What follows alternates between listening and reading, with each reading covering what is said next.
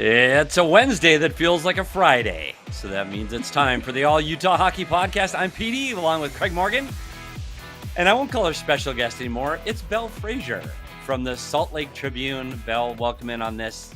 I'm calling it a Friday because tomorrow's like a day off for most people. Maybe not everybody. I know Emma's got to work, but welcome in to the All Utah Hockey YouTube channel. Make sure you hit that like button and subscribe, please, please, please.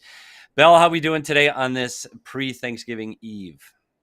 Pretty good. I know it's kind of funny. I feel like if you work in sports, you kind of forget the days of the week or if there's a holiday because we're all probably going to be working on something tomorrow. But I love the holiday season. So the vibes are good in Utah in that way. We can talk about the team after that. But after that, yeah.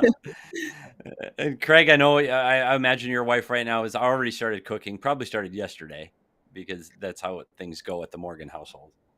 Legitimately in the kitchen right now with my oldest daughter. Yeah. Belle, Craig's wife is amazing in the kitchen, like phenomenal, but she's got rules and she needs rules for Craig because Craig shouldn't get involved. Craig, could you tell Belle what the rules are for you in the kitchen? Yeah. First of all, I'm cleanup crew. That's my job. And it's understood that I better be there for cleanup. But my wife has two rules that she tells the entire family. It's not just me. Actually, she'll say, I need attentiveness and I need obedience. That's how it goes. Yeah, those are good rules. Yeah. They are very good rules. We follow them, trust me. Well, speaking of American Thanksgiving, it is time that everyone around the league looks closely at statistics and looks to see where their team is at the quarter pole, because this is a very important demarcation in the season. So we thought it was time at the All Utah Hockey Podcast to do exactly the same thing and check out where this Utah Hockey Club is at the quarter point in all of the different categories. And we're going to start with the beat writer of this team. We're going to start with Belle Fraser, and we are going to go in order of groupings. We're not going to go every player because we only have an hour, but we are going to go in groupings of forward, defensemen, goalies, coaches, and management. And we're going to start with the forwards. So Belle, in an overarching theme of this forward group from the Utah Hockey Club, 22 games in, initial opinion of the forward group. Not enough.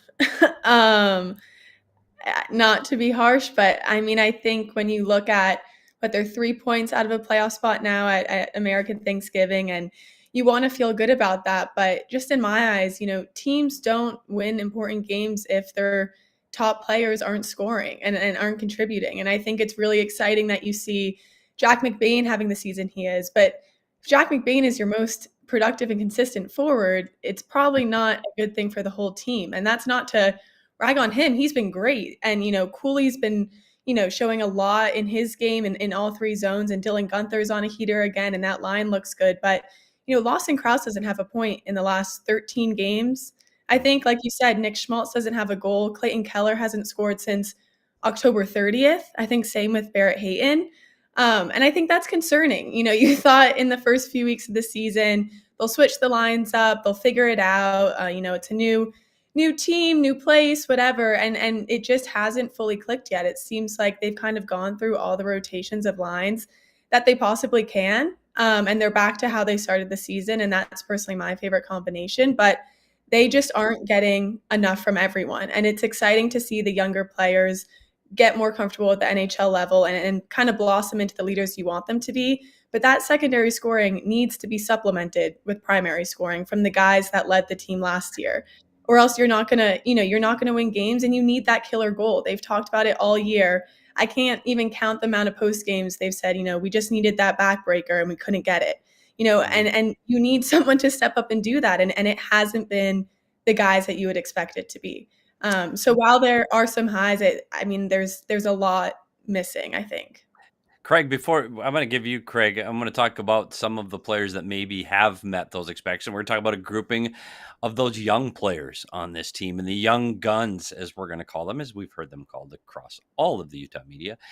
What are your thoughts on the young gun forwards, Cooley, Guenther, Maccelli on this team? I might throw Jack McBain in that mix at this point as well. I mean, leading the team. You can. Yeah, he's leading the team in 5-on-5 goals, and that's generally a really good measure of success when you can score at 5-on-5. So that's a good sign. I know he's benefited from playing with his buddies, his roommate, etc. But he's producing. It's not a given that you produce in those situations. So good for him. He's taken a nice step forward. I mostly like that group. I think there's more from Matias Maccelli that they can get for sure.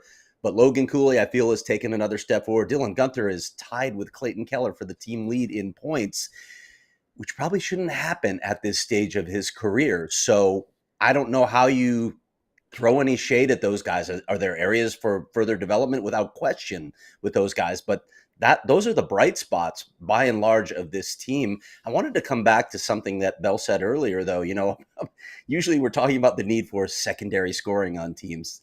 We're talking about the need for primary scoring, and it's a really good way of putting this. We hear all the cliches. Oh, we just need to simplify. We need to get to the greasy areas, blah, blah, blah, blah. You hear that every time from a coaching staff when a team's going through a scoring drought. Are you seeing any commonalities in their inability to produce those key guys that they need? I'm sure they're facing tougher matchups, but that's life in the NHL. What's going on with those key guys? Yeah, for me, Craig, the interesting thing when I talk about specifically Keller and Schmaltz, because those two guys at this point in the season had 14 goals combined. Right now they have 6, and they're the guys that are supposed to lead this team offensively. And I think when you look at Keller and Schmaltz and the way they're playing this season, what they're not doing this season that did a season ago is they're getting to the interior last year. And you saw a little bit of a different fight out of Clayton Keller. We talked about that chip on his shoulder, or playing with an edge, or playing with a little bit of sandpaper or grit in his game. And I'm not seeing that this year. I think he's back to the way he was when he first started playing in the National Hockey League, where he's on the perimeter. He's outside the dots. Most of his shot attempts are from that area of the ice. He's not getting to the area where he needs to get the goals that he was getting a year ago. And I don't know what it is. I don't know if it's the altitude, but this forward group just doesn't have that extra step that they seem to have a year ago. But Craig, you're right. The young guns have done it, and Guenther has been outstanding. You know how many points he had in the NHL at this point a year ago? None, because he wasn't there. And this year he's got 20. He has been an unbelievable bright spot, and the future. And again, for Utah fans, and I know Caden's here and Austin's here, Super Friends here from yesterday too, they have to be excited because this is all about the future here. And it's hard to put your arms around a team that's about tomorrow, not today. But Guenther, Cooley, McBain, Maccelli, that's what the future of this team is. And so I think that Utah fans can be excited about where that's going. But Belle, where is the captain? Where is the captain in his headspace? Where is the captain on the ice? I mean, I think a lot of the leadership group has talked about the mental side of things where, if you're not scoring and you're not seeing it go in, then you're kind of second guessing yourself on plays and you're taking lower quality shots and you're giving up the puck instead of shooting it. And I asked Coach about that, and he said, it's mental for every NHL player. It's mental for every team. And that's why these guys are professionals, and you just have to work through that, and it's not like they aren't getting the opportunities. Petey, your video a few weeks ago on Schmaltz, I almost found it funny when you're like, oh, maybe he's, not getting time on special teams. Nope. He's on the first power play unit. He was on the second for, a few games there. He's on the first line. And I think while you're excited about the youth, when you look at the leaders, whether they're wearing a letter or not, the veterans, you can be happy with what they're doing away from the puck. You can be happy with their defensive game. That's not what those guys are paid to do. You hope they play a well-rounded game, but they're here to help lift the younger guys and help score and help separate them in games. You look at last night, 0 for 4 in the power play. The power play's been better as of late, but they always talk about giving themselves room in games, and you just need Schmaltz or Keller or Krause or one of even Alex Kerfoot in front now to score on one of those power plays. It's great they won in overtime, but it feels like this team makes things harder for themselves than it needs to be. I feel like a lot of the times when they're not scoring and they're getting beat is not because the other team is playing extremely well. It's because of the things they're not doing and they're capable of doing. You see it in glimpses in games like Pittsburgh and stuff like that. So yeah, long-winded, but I guess partially it's mental because these guys can do it, but at a certain point, it's just not an excuse anymore. They don't have time to just sit there and say that now. Let's stay on the leadership group for a minute here to talk about what I believe is the first and only associate captain in the history of the National Hockey League, Lawson Crouse. Look, there are a lot of parts to Lawson Crouse's game. He does face tough matchups. Andre does really have trust in him defensively, but what is going on offensively? Like, I tried to talk to Andre about this, and he just lumped him in with a group of a bunch of guys. Didn't really go down that path with Lawson Crouse in particular. What is Lawson saying? What have you heard? What's happening? He's got 4 points. That's crazy. And that's, quite frankly, unacceptable.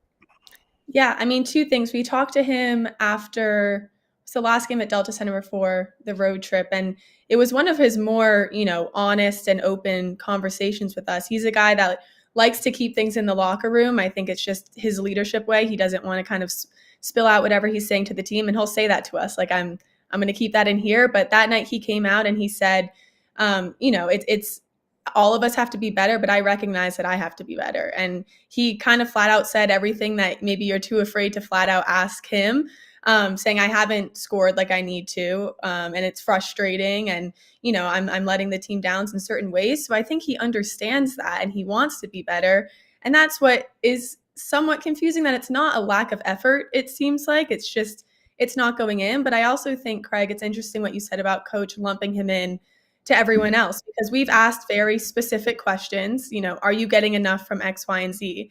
And it always turns into, we're not getting enough from everyone, which I don't think is true. You are getting enough from some of your forwards. And I can't say what he's saying in the room or how he's, talking to the guys, but it feels like externally they haven't been called out. And I'm not saying you should get out there and call out your players. I don't think that's good for the culture either, but it is interesting how at this point with this drought, the problem to coach, it seems like, isn't that. He'll call out Lamoureux or Kesslering or younger guys' mistakes in games, but not, 4 points in 21 games or whatever. So I think that is interesting that you bring up. But yeah, I mean, it seems like Crouse and that group of guys know that they need to bring more, but they just haven't found the answer yet. It's hard because when you talk about scoring goals, it's if a guy's a physical player or he's an energy bringer of a team, you jump over the boards and you just play harder, and it works. If you're a goal scorer, you can't just go play harder and that's going to make you score goals. It just doesn't work like that. So it's hard. It's hard to find the reason. So you've got to get right back to basics. Why are you not scoring? We're not shooting. You're not shooting from the right areas. You're overpassing. You're not simplifying the game. And I think right now, especially, and I know we keep going back to Schmaltz and Keller, those two specifically for me are trying so hard to make the other guy look good that they're passing the puck way too often. And that goes on both of them. Schmaltz is showing up on the stat sheet with 17 assists leading the team, which is great. But Keller and Schmaltz have to be more selfish. And I think with Crouse and those guys, they're not getting the opportunities I think they should have. And Crouse right now is playing over 2.5 minutes less per game than he played a year ago. And I don't know if that's situational stuff or the kids have taken a step forward and taken some of that ice time that you saw from Maccelli and Bugstead. So I'm going to give you guys a couple of questions here before we go to a break. And so I just want a couple of names.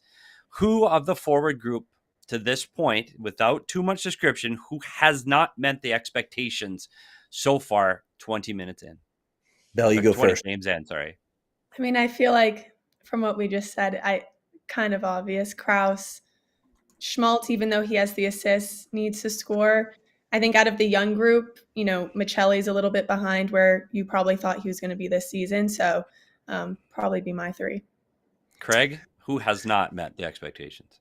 I would definitely go with those three, and be honest, I'd add Clayton Keller to it. I expect more from Clayton Keller than he's given him thus far. I don't think he's been all that great lately, and I agree with you, Pete. He's playing way too much perimeter again. I'm going to bring up the different names too. I'm going to go with Carconi, who is 11 points off his point pace from a year ago. Unfortunately, he's only played half of those games, but he has now brought the offensive spark that he is meant to, and that's why he's not playing as much. He's still looking for his first goal. Bukestad's not bringing what he brought to a year ago. Some of that's from the early season injury, but Bukestad's here as a leader to bring the things that he brings, to get to the net and do those special things with his leadership, and I haven't seen that. And one more, which is almost not fair because he's not playing, is Liam O'Brien.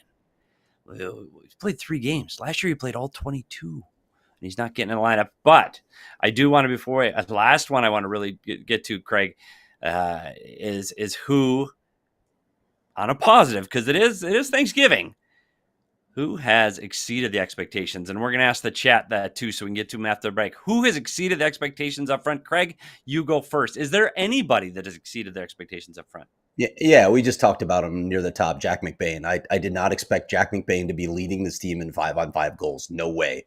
So props to Jack McBain. Maybe it's all the Costco runs. I don't know. Maybe he found something. Yeah, I agree.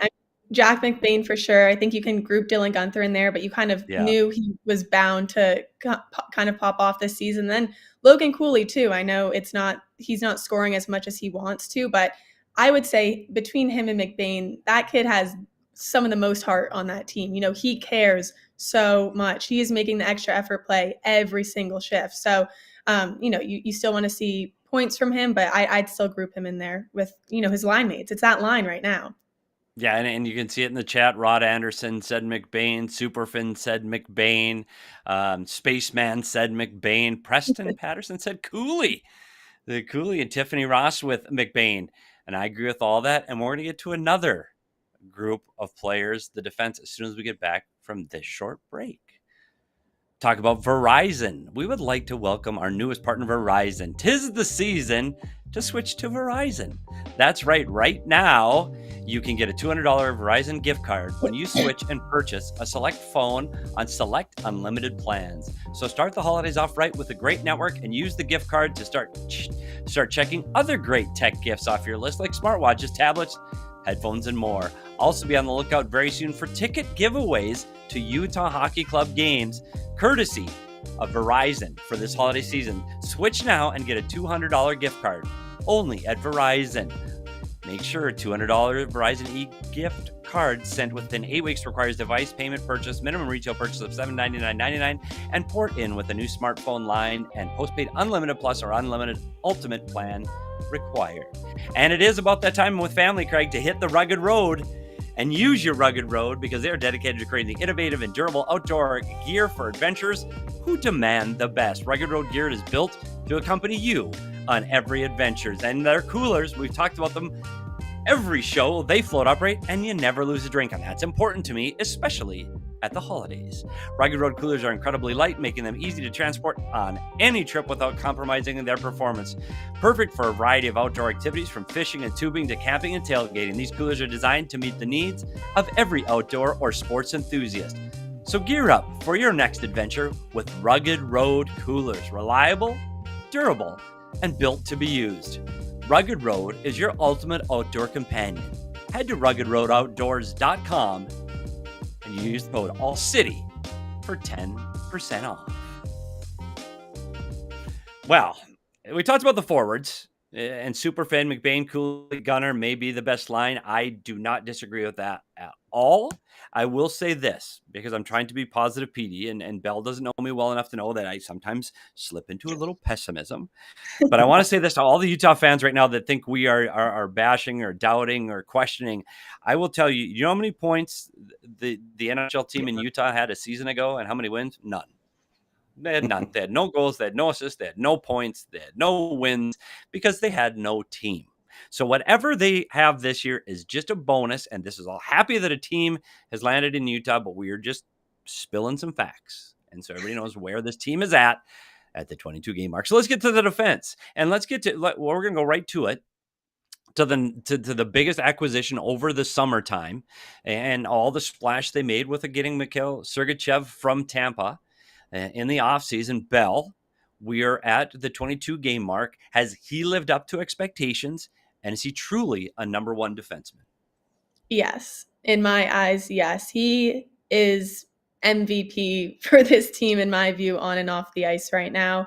And beyond his skill set, I know like a few weeks ago we were like, oh, when is Sergachev going to get consistent with points? And then I think he had 3 points that game. It was like a pregame podcast, and he went.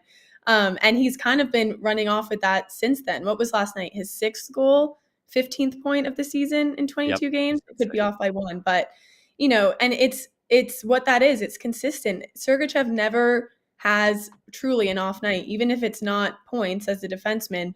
He is so detail oriented and he cares. And I think you've seen in the last few games, he's invested. He is in the scraps. You saw his little scrum with Gallagher last night. He is standing up for his teammates, and he's quieter. He's not screaming in guys' faces, but you see the emotion when he scores right now. And not that he didn't care about this team in the beginning. Obviously, he wants to win, but I think you just see a little bit more of a connection to his teammates, to the system, to Utah, to just wanting to be the best he can be. And, coach will say this, his teammates will say this, he deeply cares, and he's one of the more thoughtful players in the room in terms of quotes, I think.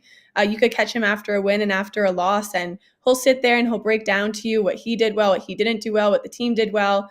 And it means a lot to him. And I just think he is bringing it all over the ice. Power play, penalty kill. Last night he played 30 minutes when Robert Bertuzzo went down. Yet again, Utah left with 5 defensemen. And, he's just reliable. Like, he is so steady and reliable, and he makes it look easy. I think when I'm at practice, I love just watching like Sergachev skate, because it almost like it looks like his head is like not even attached to his body. He's so steady.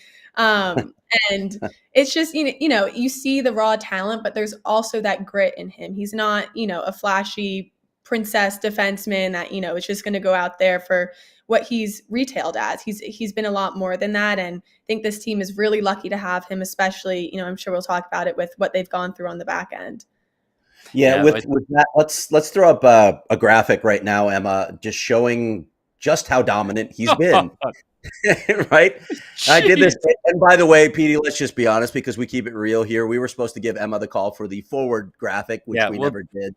So we'll get back to that in a moment. But I put together, the leaders in various categories. It's the same guy in 4 or 5. And the 5th one, you don't want to be the leader in. So exactly. This is how dominant Mikhail Sergachev has been. 25-44 in average ice time, is 2nd in the National Hockey League right now. And his 15 points now have him climbing up among the top 15 defensemen in points. So when you look at those two things, production was the one thing we were waiting to see from Mikhail Sergachev. He's been coming on lately. He's been logging heavy minutes all season. Was he over 30 minutes last night, Petey? Yeah, he was. Yeah. That's insanity, okay? He's logging heavy minutes. He's in tough matchups. He's doing everything now that they're asking of him, including producing offensively. So agree with Belle on this. He is absolutely the team MVP.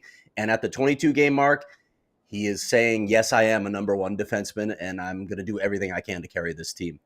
Well, Superfin and Spaceman both bring up his defenseman pair with Olli Maatta and what that pair has meant to this team. And I'll have to say this, Olli Maatta came in from the Detroit Red Wings, wasn't even here at the beginning of the season. Now he's playing on the top pair because a guy that was supposed to be there isn't. Can we talk about missing the 2 defensemen on the back end right now? Can we talk about the whole Bell that's there left by Durzi and Marino? And how big is it on this decor? Yeah, I mean, quickly, just with Maatta, I think he really came in and settled things down. And I agree with the comments that pairing with Sergachev, I think, let Sergachev play more of his game. The reasoning behind that was that they wanted Sergachev to be able to possess the puck more. And obviously, as we've seen Michael Kessler grow into his own 2-way defenseman role, he likes to have the puck too. So I think splitting them up was the right decision, and Sergachev can just dominate now. But yeah, I think it's hard to fully assess this team, what this team is this year and what they'll be in the future when you haven't seen Durzi and Marino in this lineup. I mean, the goals against, especially the last 2 weeks, it's calmed down a little bit, but you wonder if you have 2 more, top 4 defensemen, what half of those defensive breakdowns or turnovers when you talk about Lamoureux, Sean Durzi probably isn't making that on the second pair. But not to, put these games on him. I don't think it's his fault. But yeah, I think it's a challenge to truly say this team is never going to make playoffs. They're, the defense is not where it should be when you don't have 2 of the main pieces, two of the main guys that you thought were going to be a part of helping this team turn a corner. And I think we can talk about Lamoureux, NHL, AHL, but, for a guy like Kolyachonok, he's been scratched for, 7 of the 8 games? And you wonder for him, he's could get picked up on waivers. Should he just play this year and get that extra time so he can develop in a place where he's able to? So I think the guys that have stepped up have been, Kesselring, Mata, who wasn't on the team, and then Lamoureux, who's in the AHL. So it maybe wasn't the Band-Aids or the fill-ins that you were expecting, but it'll be interesting because next year or the end of this season, when Marino and Jersey are back, those positions aren't going to be open. And who leaves then? So, I wrote a story about this, probably asking the questions now, they're day by day, whatever. But it is interesting. Lamoureux stays up for how long, and then it's just back in the AHL when Jersey and Marino get back. I don't know. Yeah, and that even, something that I wrote about, I wrote a story today looking at what this franchise would look like in the 26-27 season, which has long been a season that they've targeted as, okay, we're emerging from the darkness at this point. That leads me into the next segment on the defensemen, the one-year veterans. What have they brought, and what is their future, if any future at all? I want to get your thoughts. You just mentioned Olli Määttä. We should also talk about Ian Cole and Robert Bortuzzo. Yeah, I think Ian Cole has been everything that they've needed him to be. I think he had a little bit of a rough start to the season, a lot of penalties and maybe on the slower side of things, but I think he's balanced out Lamoureux pretty well, especially, his 15th year in the NHL, playing with a rookie, kind of teaching him how to do things the right way. He's been good on the PK, good physicality, and I think, again, off the ice, his accountability, I think him and Sergachev, hit their quotes. They just get it, I think someone asked about being positive after a loss, and he was like, we don't need fake positivity in here. This is not good. We need to be professionals and we need to do X, Y, and Z. So I think having Ian Cole back there, it has been great for them. And then Robert Bortuzzo, he has been really in and out and now is presumably injured. We don't know how long that's going to be for, but again, winning mentality too. So I think having those veterans in there has been a positive just to calm things down. I think when you lose two of your main guys, the young guys don't have the experience to be like, okay, we can handle this because we did it last season or we did whatever. They have not been in this position before. So I think even if they're not their top defenseman, just having that experience and that voice has been helpful. And yeah, it's interesting that a lot of them are short contracts, because if you lose that, then are you relying on the younger guys that you haven't given the opportunity to this year to kind of step in or be a seventh defenseman after being on the second pair? So yeah, defense, I don't know. Well, it's funny, Craig, a couple guys I want to get your quick thoughts on too. For me, it's with the young guys, and we're looking at players. Lamoureux, we've talked about a lot over the last week, and we're going to kind of exclude him for this because I think we're all in agreement that Lamoureux is still learning. He's still finding his way. At nights, he's been very good, and he's just trying to find his way through the NHL. So we'll leave him in his own special category. But Kesselring and Vejmelka are two young players that either needed to take a step, or did they take a step? For me, Kesselring, yeah, he has surprised me so much on the offensive side of the puck that I didn't know he had in his game. He has been so good from his ability to come from the blue line and attack the net or get shots on net. He's really surprised me. Vejmelka, on the other hand, is missing in action. Craig? Yeah, and I agree with that assessment.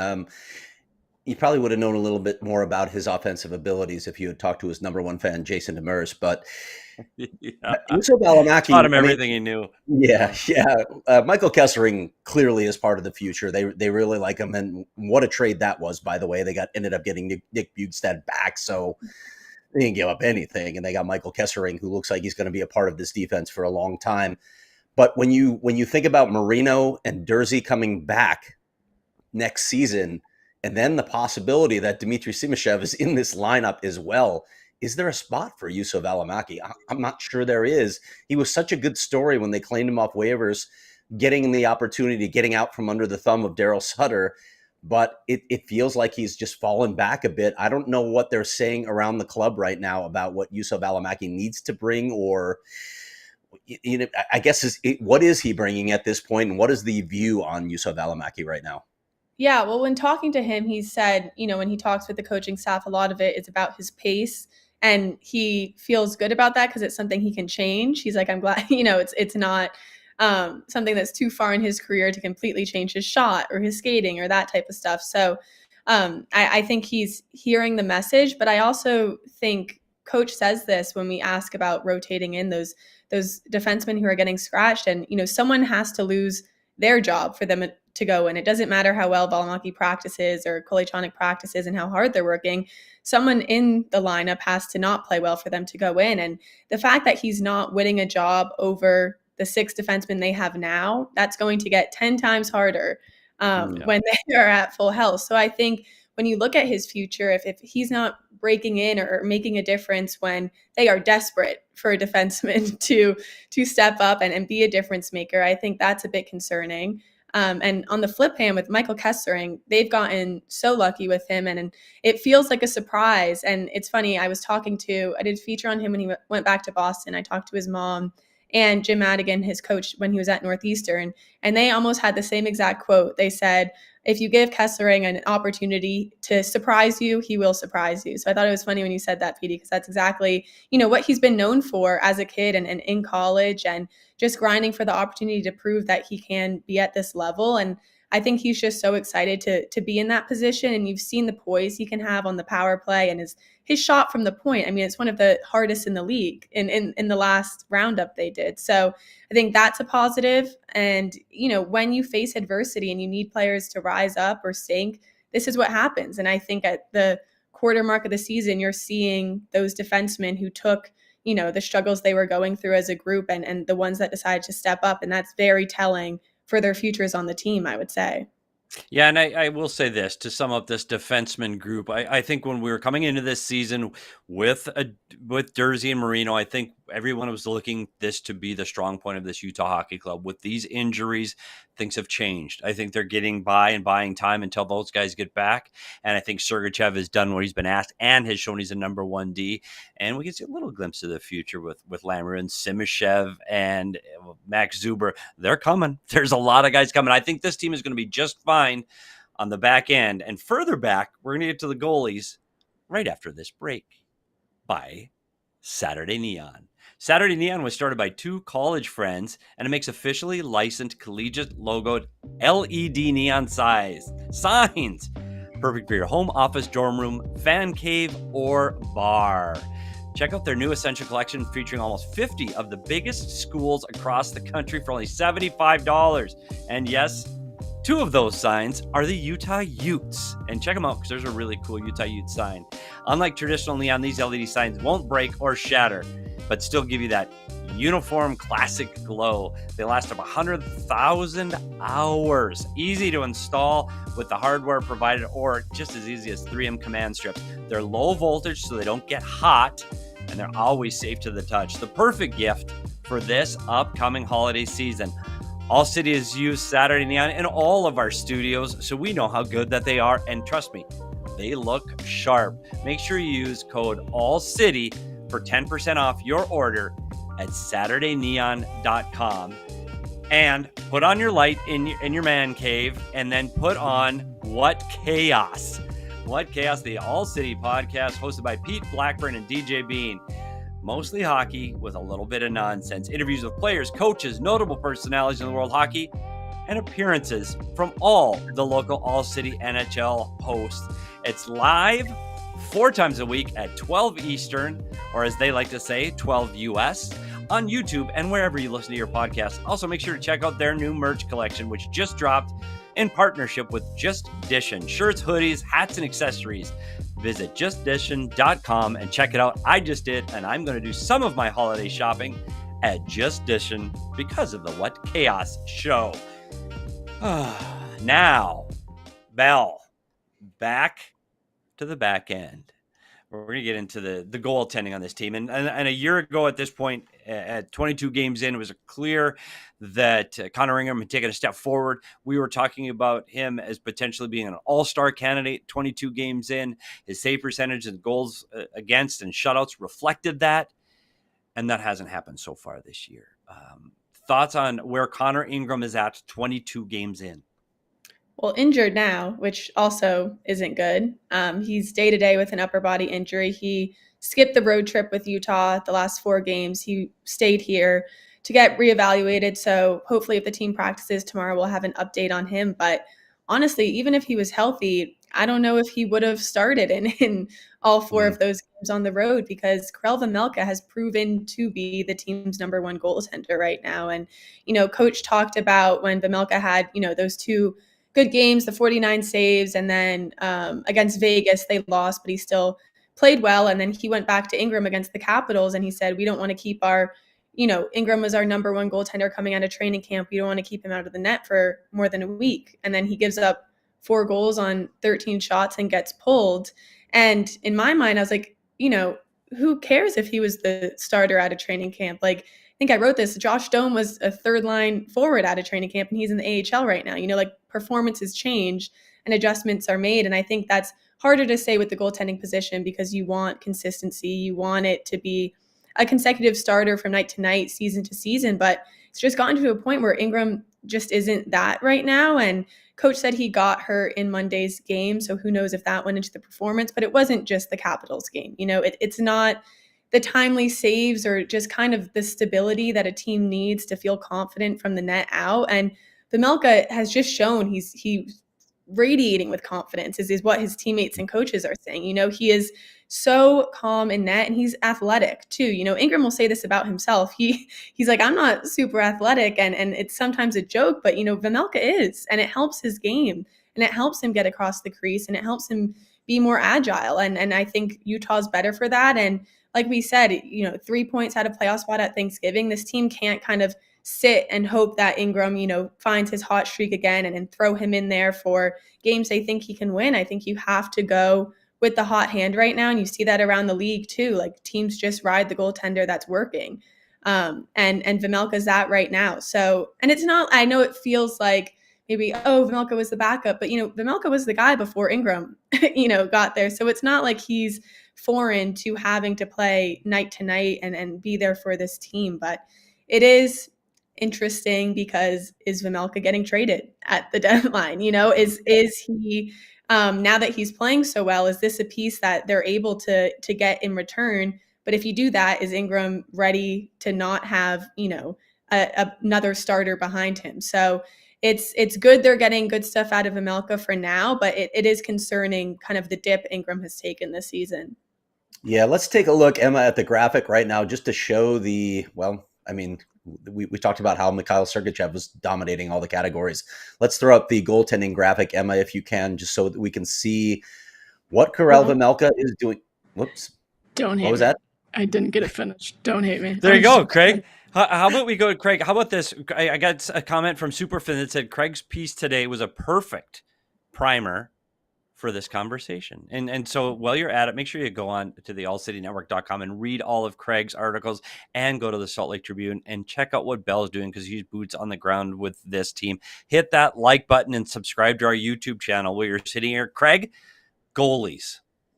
Yeah, Karel Vejmelka has been elite lately, and he played all 4 games on this road trip, which we were talking about last night, Petey. Wow, didn't expect that. Thought that Jackson Stauber would get one of those games, but they felt the workload was okay, and then he was consistent. And that, again, we keep saying this, that has been the knock on Karel Vejmelka. He hasn't been able to sustain that consistency, but he's a little older. He's got more experience in the NHL. He's got more coaching in the NHL. Are we seeing him come of age? I don't know yet. The sample's too small at this point, but it really raises an interesting question, because he's in a contract here. Do you want to re-sign him and have a stopgap because none of your prospects is close to ready yet? If you do trade him, first off, what are you going to get? Because goalies don't generally bring a lot at the trade deadline. Secondly, what's your plan? If you do trade him, you probably have to go out and sign another free agent then, because you just don't have that situation in the AHL where you can say, okay, Jackson Stauber or Matt Villalta, those are probably not going to be your guys that are going to log a lot of games. So it's a really interesting situation that he's put them in right now. Yeah, we're going to talk about the future goalies at another show because Craig will help us break down what's coming in the pipeline. And they went out and got 3 goalies in the draft just a few seasons ago. But I wanted to talk about the consistency or lack thereof of these two. When you go to a season ago and you look at these numbers, Connor Ingram was a .922 save percentage. Karel Vejmelka was an .892. You go to this year, it's completely reversed. Karel Vejmelka is the .922 and Connor Ingram's an .871. The problem this season with Karel Vejmelka, he's not getting any run support. Yeah. Like, dude started 9 games. He's got 3 wins with those numbers. Like, poor guy. They don't score. They can't score. They've been shut out 5 times. So you look at the goalies and you go, poor guys. Like, the numbers Vejmelka's putting up are fantastic, and he's not getting the wins. My take on Vejmelka, and I know I've said this before, it sounds like I'm beating a drum. I have been so hard on Karel Vejmelka over the last 2 seasons on how busy he played, how much he slid around, how he didn't stay compact in the net, he wasn't square to shooters. All of those things are gone. He is looking so big in the net. He is square to shooters. He's using his speed and athleticism to get those pucks across the crease, like we talked about the one last night in the game where he gets across the crease and makes the huge glove save early, change the complexion of the game. And he is looking amazing. This is the problem. Is he the best trade bait this team has to offer? Or is he the guy that can get another contract and be here for a few more years? I think it's way too early to tell, but Utah hockey fans for right now need to be thrilled that he's playing the way he has and consistently and over a 4-game stretch, especially with Connor Ingram missing out day to day. I also think they give him up, like almost go get another goaltender in return. Like not to put Ingram out of the picture for the rest of the future, but, and I don't know if this is harsh, but if you're looking at them making serious playoff runs in the next 5 years, I don't think Connor Ingram is your guy for most of the season unless he can, get back consistently to where he was. And I think to win games, to win clutch games at the wire, you need the saves that Vejmelka is making right now. And like you said, a lot of their prospects aren't going to be ready if you dish Vejmelka out now. So it's hard. Like I think everyone feels most comfortable with him in net. And then again, if they're sellers at the deadline, do you just hope that Ingram is the Connor Ingram of last season? It feels almost too risky to give up because this team needs good goaltending to win. Like any team does to take that turn that they so desperately want to. So yeah, I do not envy the position of making that decision, but I say you do everything you can to keep him right now. Let me throw another thought out at you. But first of all, I also want to throw out a stat, Petey, because I know you'll love this because it has the word expected in it. Expected. Goals saved above expected. I believe Karel Vejmelka is number 4 in the NHL right now, by the way, and he hasn't played a lot. So that's saying a lot for his performance. Again, you don't know what's going to happen season to season with goalies. This is why it's such a risk ever giving a long-term contract to a goalie, because so few of them sustain elite play over a long period of time. There just haven't been that many. And we've seen it with these two guys flip-flopping. What if Karel Vejmelka is in fact coming of age? He is the guy we're seeing now, and he's the guy that you want for a long time. What if he becomes a true number 1 goalie? I don't know. Yeah, it's something we didn't think a year ago, Craig. I'll tell you that. No, it's an interesting discussion. But as we've seen with these goalies, things could change tomorrow. Like, we just don't know. Craig and I used to play goal, Bell. I don't know if you knew that. And we know nothing about the position. Trust me. Trust me. We never get anything right. So, no, go ahead, Belle. Finish it up. Just quickly, I think, too, like, I was thinking the other day, if this team was actually new, like you never knew any of these players before, they weren't the Arizona Coyotes, you couldn't go back and watch this team last season, you would say, obviously, Karel Vejmelka is this team's number 1 starter. You wouldn't maybe even know who Lawson Krause was fully. You'd be thinking about Jack McBain more or Dylan Guenther. And I think they have, the luck of having a history before this, and you're able to go back and look how they played in certain situations. But I think reporters, fans, teams get so stuck in being like, this is our guy because he has been, where it's like, maybe he's not right now. Like, you look at the Rangers right now and none of their guys are their guys. And, I don't know. I think it's hard to get out of the mindset because you want it to work out for your top players, but maybe they just aren't that player this season, and that's okay. Go to someone who is having their moment. Well, I want to give a comment. Rod Anderson says, if Ingram isn't back this weekend, we do need to think about giving Stauber a start. We can't risk injury to Veggie. He is not wrong, because if that's the last thing we need is another injury. Let's move on to our last category. And this one's interesting because we're going to talk about the coaches and the management. We're not letting them off the hook at the 20-game mark. Craig, 22 games in.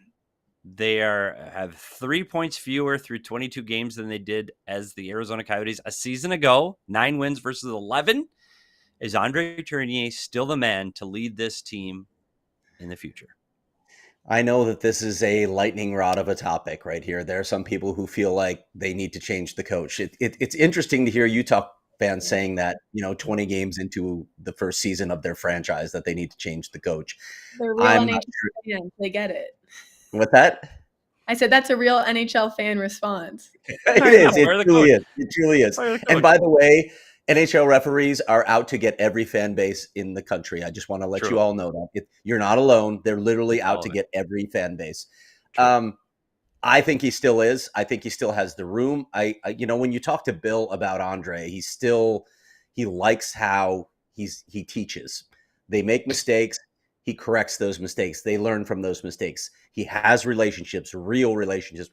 We've talked about that before. And when you look at those young players that we were talking about earlier, that to me, and it's funny, I'm the Cardinals beat as well, and I'm seeing this with the Cardinals. When your young players are developing, that's a really telltale sign of good coaching. You want to see your young players making a step, and I think they are. So right now, André Tourigny is still the guy to lead this team. It is crazy to me when I went and looked at, I do this a lot, Petey, André Tourigny is now the 5th longest tenured coach in the National Hockey League. That's so crazy. With all that I just said, that doesn't mean he has job security. He absolutely does not have job security. Coaches change like crazy in this league. It's insane how often it happens. And you have this situation of a new franchise where there's a new owner, a new president. These aren't their guys. They didn't select them. So there is no loyalty like there might be if they had chosen him. Keep all of that in mind when weighing whatever expectations ownership and the president have, realistic or not. Those are going to factor in the decision of whether André Tourigny remains the coach for the future. Yeah, I agree with everything you said. I was going to bring up the point where it doesn't matter how well he's doing. It could factor into Ryan Smith wanting to bring in his own guy, even if he doesn't know the most about hockey. He just wants to have his mark on this team. But I don't know. I think he's very involved in the Jazz. I think he probably defers for a lot of, the hockey decisions just because he's getting to know the sport too. So I'm not sure, but I think he's still the guy right now. The way he communicates with this team, I think he really has a pulse on when they need a really hard practice. They've had some tough practices where he'll stop every drill and he'll scream and he'll make them skate. And then he has practices where he maybe realizes, I just need to have conversations with players right now. And he'll pull individual guys throughout practice, and it'll be more of a skills and systems practice. So I think in that sense, he really, like I said, has a pulse on his team and has those relationships. And the young guys too, you look at Jack McBain, who, like we have said, is having, probably is going to be a career high season for him. And I talked to him in Pittsburgh, and he was just talking about the conversations he has with coach and about how coach encourages him to keep his game the same on whatever line. And it's an ongoing conversation with them, and it's rewards for him. And he's getting recognized for that. Tourigny said Jack McBain has an A+ from him for this season. So I think he validates the players when they need to be validated and feel good. And he also knows how to hold them accountable. I will say the one thing, and like I said before, I don't know what he's saying internally to the guys when we're not there. I would like to see him hold Clayton Keller, Lawson Krause, Nick Schmaltz, the guys that maybe he views as almost part of the leadership or coaching with him because he came in there and those were his guys. But, those guys need to be held to the same expectations as everyone else on the team. And I don't know what gets them going, but maybe it is Tourigny coming out post-game and saying, I wish Nick Schmaltz scored on that breakaway or something like that. I think those guys need to know that the coach isn't, I don't know. I like him. I think he should stay, but I just think there needs to be some outward acknowledgement of the guys that aren't pulling right now. I think that's fair. I think that's fair. Yeah, I really do. One thing that I want to comment, we both talked about if Ryan Smith decides he wants his own guy. You know what I would say to that? If Ryan Smith decides he wants a different coach for this team, stay in your lane, bro, because you don't know. You, to quote the great Jim Mora, you think you know, but you don't know, and you never will. Don't do something. Stay out of that decision making. Okay, you need to know what you don't know. Let the people who understand hockey make those decisions. If an owner starts meddling on that level, that's a problem for any organization. Looking at you, Jerry Jones. Yeah, I think one of the big issues here is it's a quick reflex reaction in the National Hockey League to fire the coach. I'm hearing it in Chicago now for a team that's clearly not as far along in the rebuild as this Utah Hockey Club is. They're talking about Luke Richardson being gone. Pump the brakes a little bit here. This team is not ready for the playoffs. This is a team that was expected to be exactly where they are right now, and they're going to be up. They're going to be down. So you need a guy that can get. I tell you, you need a guy that can get players to be happy to go to the rink in the morning when you're not going to get to the playoffs. I'm telling you, because I've been in a locker room with Rick Tocchet on a losing team, and it stinks. And that's no knock on Rick Tocchet. Rick Tocchet is hey, we're making the playoffs. We need to be here. We need to be the Pittsburgh Penguins. When you're not, it's miserable. You need to have a personality that can connect with the players, communicate with the players, and bring the team to where they need to be. I think Bear is the guy right now. I think he communicates extremely well to these things.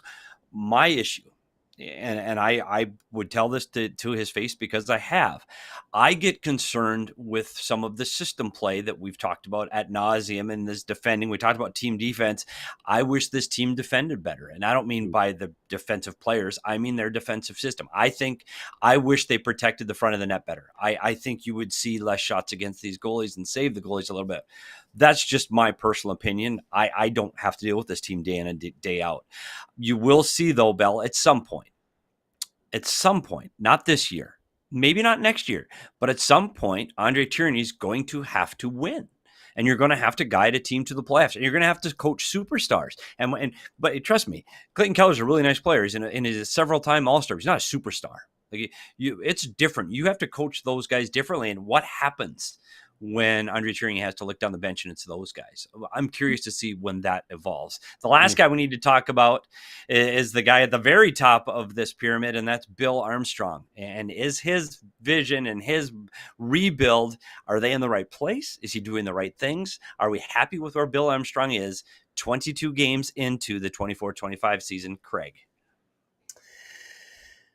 Bill Armstrong has said it himself. He thinks they're exactly where they're supposed to be. And I got to admit, I agree with him. Like, I know that there were some crazy expectations for this team, and I know maybe things would be different if John Marino and Sean Durzi were in this lineup.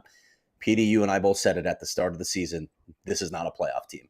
There are too many holes on this roster. I look at center ice and think, no way. They're nowhere near good enough up the middle to be a playoff team at this point when you add in their youth and the other issues that they have.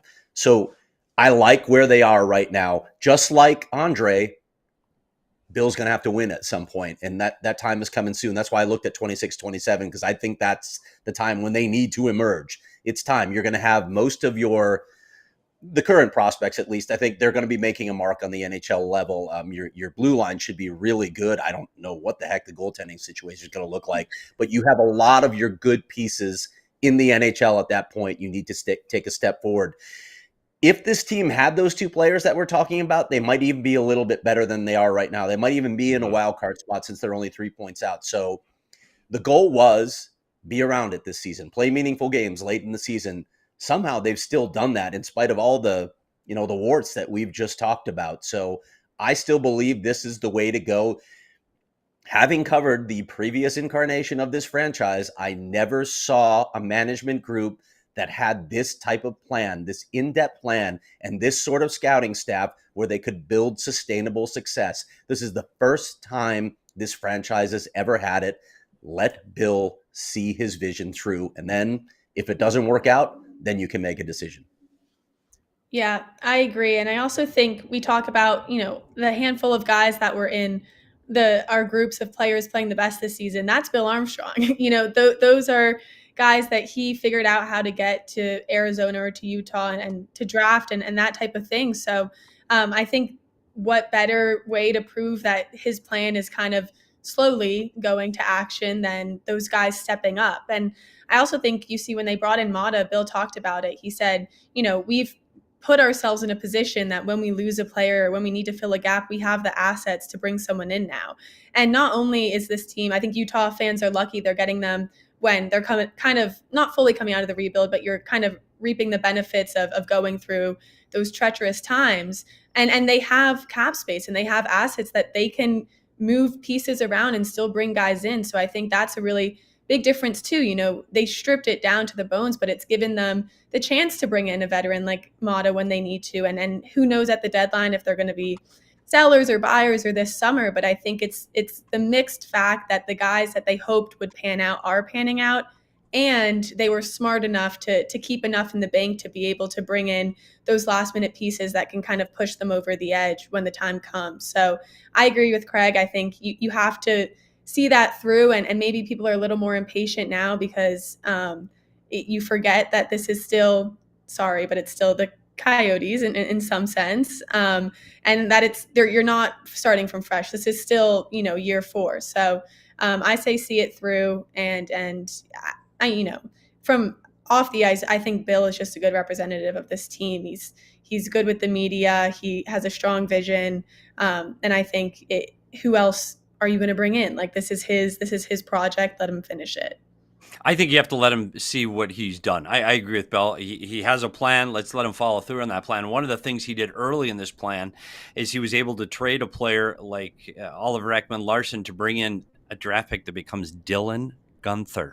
And that I tell you what that did, Oliver Ekman-Larsson had a contract that was unworkable. You could not have him on your team in that cap era and have a contract that bad. And one thing Bill Armstrong has been able to do is manage his cap space without having any contracts that you're attached to for a multitude of years that you just do not like. There are no bad contracts on this team. He drafted Guenther, he drafted Cooley, and we haven't seen what Simashev and Boot can do, but we know the development team is there. I say the plan has to go forward and you have to let him cook. I think you have to see what this plan is. Now, do I always agree with everything? No, of course not. We not necessarily as hockey decisions, but Bill and I have spoken off ice and we've had discussions on what we think things and how things should be. And I think that's why he's been benefited in Utah. He's got an even bigger staff, and not just a development staff, but people helping him with the business and the management things, so he can focus on his job of getting the best players and building the best team. I say keep moving forward